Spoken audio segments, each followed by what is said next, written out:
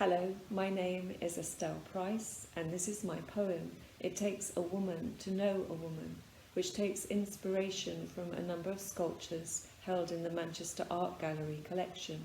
These sculptures are Widow by Susie McMurray, Venus Victrix by Holm Cardwell, Eve by Augustus Rodin, Iphigenia in Aulis by Alexander J. Leslie, The Reader by George Deleu, Boadicea by James Harvard Thomas, and Emmeline Pankhurst by Hazel Reeves, which is outside the gallery in St. Peter's Square.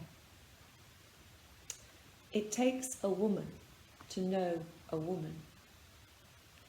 When the lights go out, Widow wakes, rustles the adamantine pins that project from every square of her full-length frock.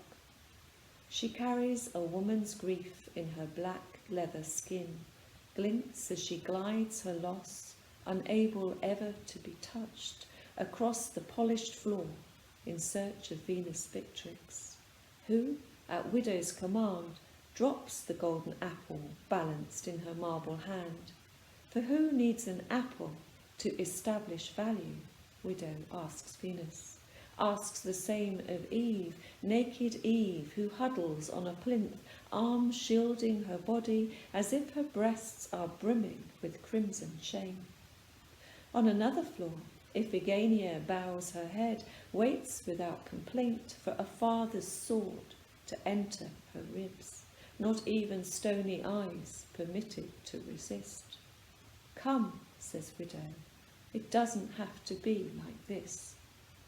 She leads her women through the halls until she finds the reader, seated on a chair, rosettes on her shoes, book half open, only a smile to suggest what she is thinking. Follow me, says Widow. It's time to untie your opinions. Even the warrior Boadicea, Widow rouses. Boadicea, who has no spear or chariot, whose arms are placed about her daughter's shoulders as if they take an evening stroll around the city.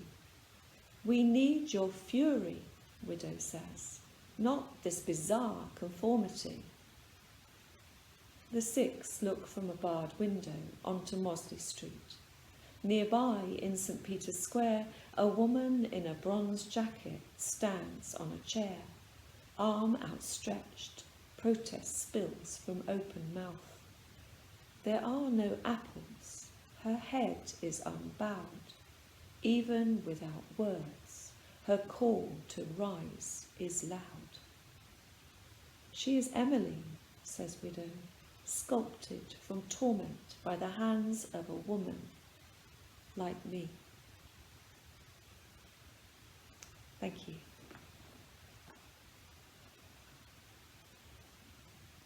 And this is my poem, It Was Such a Nice Sunny Day.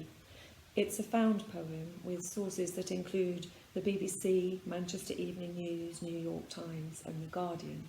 And it also has an epigraph, a quote from President Clinton on the 15th of June 1996 in response to the Manchester bombing by the IRA, which says, "I wish the British government every success in finding and bringing to justice those responsible." It was such a nice sunny day. You've got 1 hour.